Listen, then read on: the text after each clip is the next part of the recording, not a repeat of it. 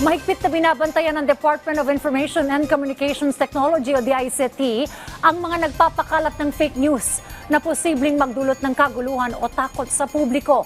Alamin ang detalye sa report ni Clazel Pardilia. Ang putukan ng barilayan sa loob ng Senado na nagpatindi ng tensyon sa mataas na kapulungan, sinabayan ang ingay ng mga netizens sa mga social media. Babala ng Department of Information and Communications Technology, mahigpit na binabantayan ng ahensya ang mga digital platform sa harap ng nangyaring komosyon. Sabi ng DICT, tutukuyin at pipigilan ng ahensya ang mga post o naghihikayat na dagdagan ng gulo o nag-uudyok na maghasik ng karahasan.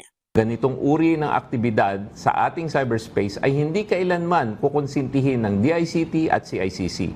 Nananawagan kami sa publiko at mga netizens na maging responsable sa pagbabahagi ng impormasyong online tungkol sa insidente. Nanawagan din ng DICT na tigilan ang pagpapakalat ng fake news. Hinggil sa nangyaring insidente, iniimbestigahan na ng pambansang pulisya ang nangyaring putukan sa Senado sa harap ng paglabas ng warrant of arrest ng International Criminal Court laban kay Senador Bato de la Rosa na sinasabing co-perpetrator o kasabwati dating Pangulong Rodrigo Duterte sa kasong Crimes Against Humanity. Sa panahon ng tensyon at pangamba, walang puwang ang pagpapakalat ng mga fake news at mga hindi beripikadong impormasyon, mga edited videos at mga mapanlinlang na mga posts na magdadagdag ng kalituhan at takot sa publiko.